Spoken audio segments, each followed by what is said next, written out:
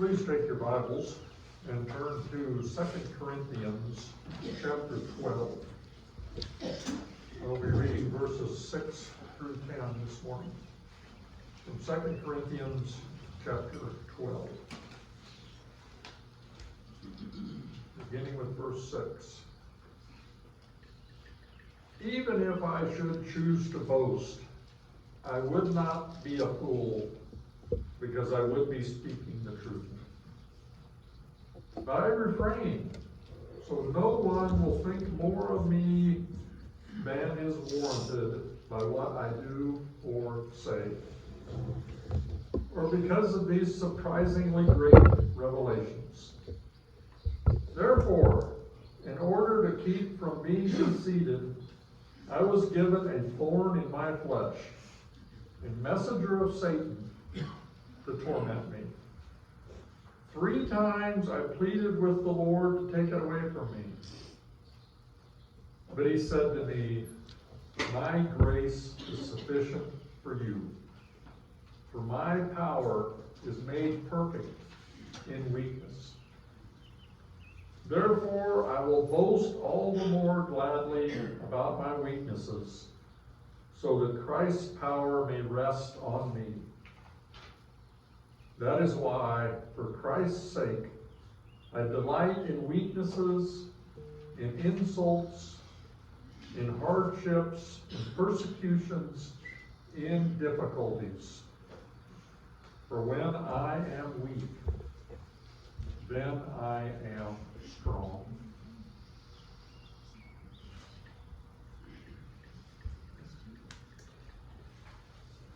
In this passage, Paul gives us that old familiar saying, a thorn in the flesh.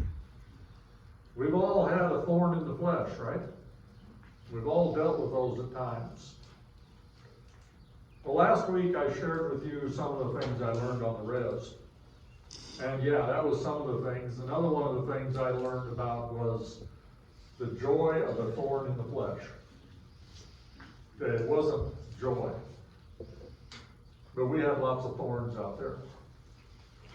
The only thing that grew, or one of the few things that grew out there in that desert, was tumbleweeds. We've all seen tumbleweeds, right? We've seen pictures of them, we've seen movies, and they just look wonderful, these great things sailing across the desert. But let me tell you something, tumbleweeds aren't that much fun. Our car actually has scratches on the side of it now from tumbleweeds blowing by. They're quite hard, quite brittle, and there's a lot of tumbleweeds. And every time the wind blows, the tumbleweeds come sailing by. And it's amazing to sit in your house and watch these things go by at 50 or 60 miles an hour. And they keep going until they run into something, like a fence maybe, and then they stop until the next one comes up and stops next to it, and then they keep piling up, and eventually you've got such a high pile of tumbleweeds that they just go right over the fence and keep going. The good news is it's easy to get rid of tumbleweeds when the wind's blowing. All you got to do is get them moving. Go out with a pitchfork, throw them up in the air, they sail over the fence, and they're gone. Until tomorrow when the wind blows the other way. It was suggested we paint these tumbleweeds so we could see how many of them actually came back. Yeah, no, there was no sense of dealing with these things until about this time of the year when the wind quit blowing. But even by now, the next crop is growing quite well out in the desert. They'll never run out of tumbleweeds. The other thing I learned about tumbleweeds is they actually have thorns on them. Did anybody know that? Little things that look like a goat head or an ox thorn or whatever you want to call them. Little seed that looks like the skull of some animal with a couple of stickers coming out of it. And these thorns are quite sharp. And when you walk across the yard, you're going to get these seeds in the bottom of your shoes. So yeah, every time you go, before you go in the house, you need to stop, you need to take your shoes off, you need to pull all the tumbleweeds out, tumbleweed seeds. these stickers, these thorns. And it's amazing because you can have these things at the bottom of your shoes and you can walk 50 yards down a concrete sidewalk and they will stay there. You take 2 steps inside your house on the linoleum floor and they will come out of your shoes. And they will lay there until you walk by with bare feet. And then you will have a thorn in the flesh. Yeah, they're incredible. And they're quite painful. And they're quite obnoxious. And when you have this thorn in the flesh, it requires immediate attention. You do not say, oh, I got a sticker in the bottom of my foot. I think I'll go to the kitchen and get a glass of water and then take it out. No, you stop right then and you deal with it. You remove it. Whatever it takes. Yeah, you have to deal with it right then. It will literally stop you from doing anything else that you want to do. Now, I'm pretty sure that Paul did not have tumbleweeds. I never saw any of those when I was in Palestine. And when he's talking about this thorn in the flesh, he's not talking about an actual thorn in his flesh somewhere. But Paul has something wrong. He's got a problem. He's got something that's bothering him. He's got something that he needs to deal with. And his thorn, whatever it is more than what he can deal with. It's not something he can fix. It's not just a matter of pulling a sticker on the bottom of your foot. Whatever this is, it's bigger than what Paul can handle, so Paul does a really good thing. He asks God what God's going to do about this thorn in his flesh. He asks God, would you please remove this thing? And God says, nah, I'm not going to do that. So Paul asks again. Paul asks 3 times, and each time God says no. You're going to have to deal with this. You're going to have to live with this. You're going to have to put up with this.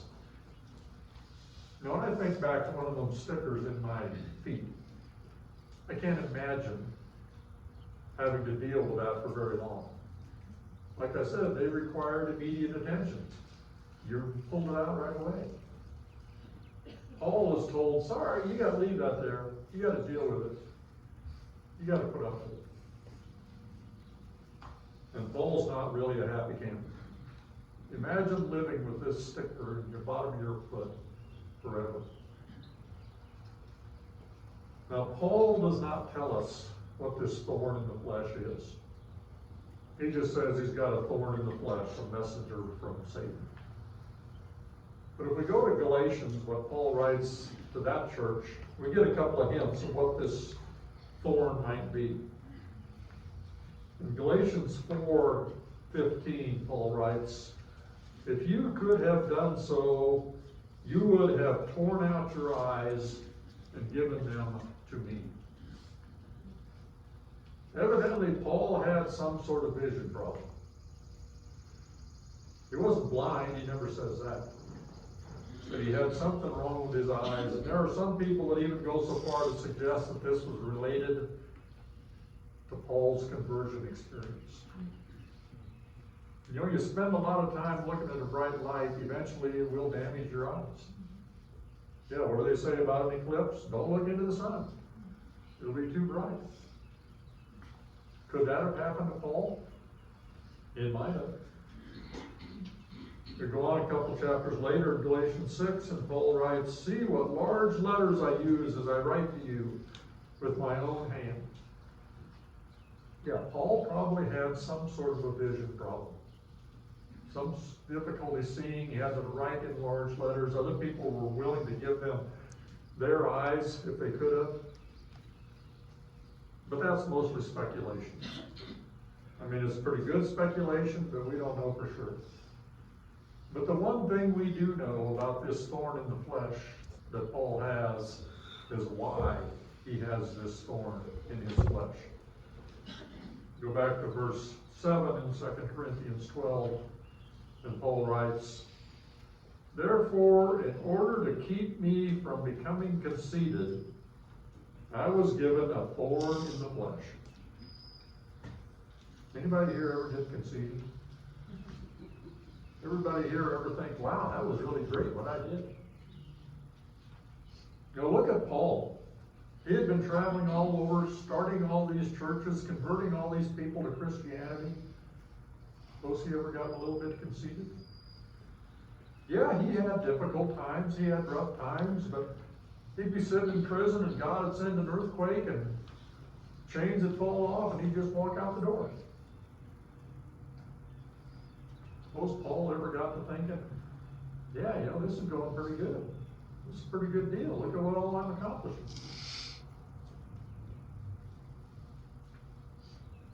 And it could go even farther than that. We go back to the first part of 2 Corinthians chapter 12. Paul was talking about this guy who spent some time in heaven with God. And there's a lot of people that think Paul is talking about himself when he writes that. This person who went to the third heaven with God. He may be talking about his conversion experience where he actually met Jesus. And he actually got to talk to Jesus. And Paul is saying, yeah, you know, I had this great time and I saw things nobody else can ever see, but you know what, I don't really think I ought to talk about it because God's told me I shouldn't be conceited, I shouldn't build myself up, I shouldn't make myself look all that important.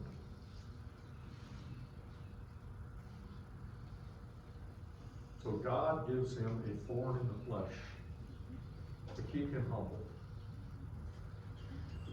That is not at all the way of our world. We have a tendency to exalt important people. People that we think are important. Whether they're business leaders or they're musicians or whether they're great athletes or whatever. This person who we think is really great, when they say something, we pay a lot of attention to them. And the more important they are, and the better the athlete they are, and the better singer they are, the more important we think what they have to say is. We exalt important people. And we look at this and we say, well, maybe Paul should have been exalted. Look at what all he did. Look at how important he was. Look at all the churches that he planted. Look at all the people he converted to Christianity. He is something really great. Go back to Galatians 4, what Paul writes about himself. Even though my illness was a trial to you, you did not treat me with contempt or scorn. Reading into that, Paul is basically saying, I'm pretty ugly. I'm pretty disgusting to look at. Most people can't even stand to see me or be around me. But yet you still accept me.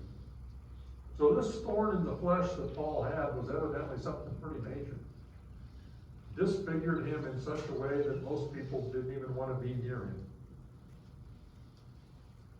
Now we look at that and we say, why would God do that? To Paul, this person that totally sold out, did everything God wanted him to do, was completely faithful, one of the greatest missionaries of all time, if not the greatest. And why would God do this? We need to remember, God's ways are not our ways. And God tells Paul, in order to keep you from becoming conceited, I'm going to have to knock you down a few pegs. My power, God's power, is made perfect in weakness. What God is basically saying is, I am going to remove the power, the appeal, the charisma of you, Paul, so that everybody knows it's me that's working. God is saying, I'm going to remove the power of humans, any human being, from the equation, so that everybody knows it's God that's doing this. And we find this story repeated throughout the Bible. Over and over again, we see God using people who really aren't that great to do incredible things. One of the most famous stories comes from the book of Judges. The story of Gideon. Gideon's getting ready to go out and do battle with the Midianites. And Gideon's got this army of 32,000 men. And he's thinking, you know, that might be enough. I had some more, that'd be okay, but I guess this is what we got, so this is what we're going to do. And God comes to Gideon in Judges 7, verse 2, and he says, you have too many men. Now, I don't care whether you're going off to war, or you're going to a spelling bee, or you're going to a track meet, or whatever. That's not what you want to hear. You're too strong. You're too powerful. You're too good. You need to dial it back a little bit. Anybody ever have somebody say that to them? You're just too much. You're overwhelming. But that's what God says to Gideon. You got too many men. He goes on in the last part of that verse. I cannot deliver Midian into their hands, or Israel would boast against me. My own strength has saved me. How many times do we do that? Ah, look at what I did. And God knew this was what the Israelites were going to do. If they go out with this army of 32,000 men, and they defeat the Midianites, they'd say, look how great we are. Look at what we accomplished. And God says, no, I don't want that. I don't want you to do that at all. I want everybody to know that I'm the one who did that. So go ahead and tell these men that if anybody's afraid, they can go home.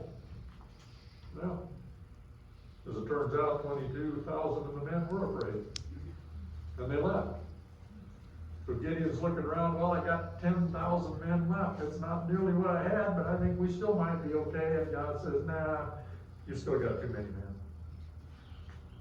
Eventually, he tears the army down to 300 men. Imagine going into battle with 300 men against the whole Midianites, who were thousands of men.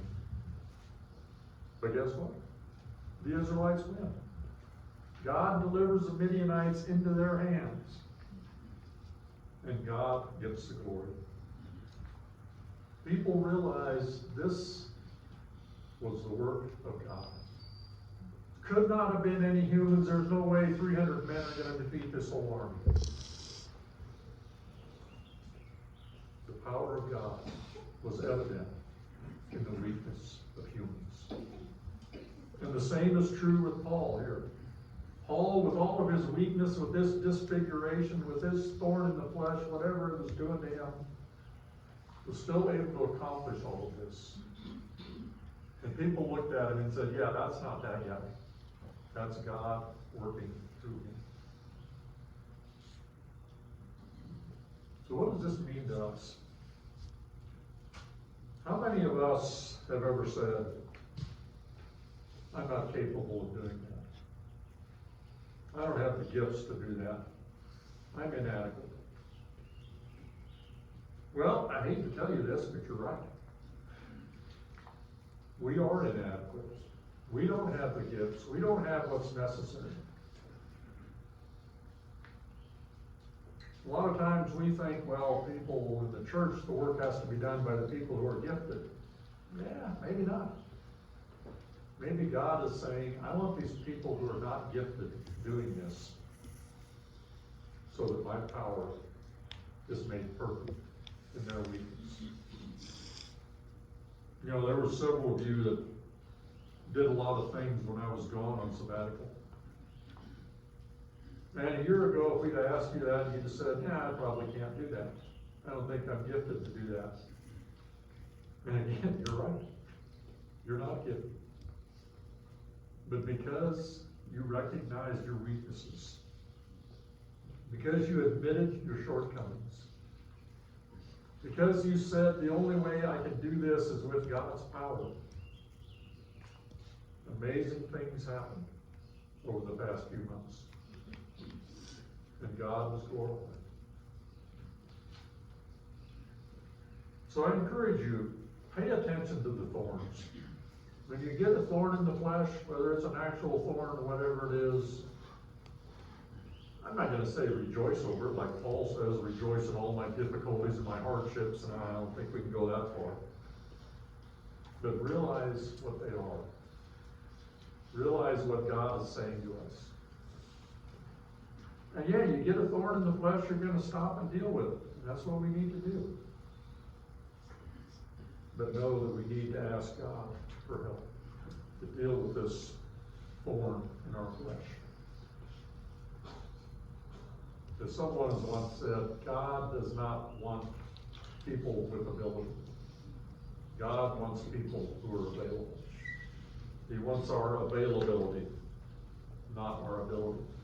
God doesn't need our ability, because we don't have any ability. None of us do. God does. If we're available, if we're willing to allow God to work through us, we can do amazing things. So be like Paul. When I am weak, then I am strong. Only when we admit our shortcomings, when we admit our weaknesses, when we admit we don't have the ability to do this, then God can work through us. We think we're great, we think we got this, we think we can handle this. We don't have time for God to help us. And God's not going to help us. Admit your shortcomings and allow God to use His power. Great things will happen. Please join me in prayer. Oh God, we do confess that too many times we trust in our ability. We think we're capable of this, we think we can deal with this. And too many times we fail. Help us, oh God, to realize your power, your greatness, and your desire to work through us. May we be willing to do what you ask us to do, even when we think there's no way we can do that. May we trust in you to equip us to do this good work in your kingdom. And may we demonstrate your power through our weaknesses. This I pray in the name of Jesus, your Son. Amen.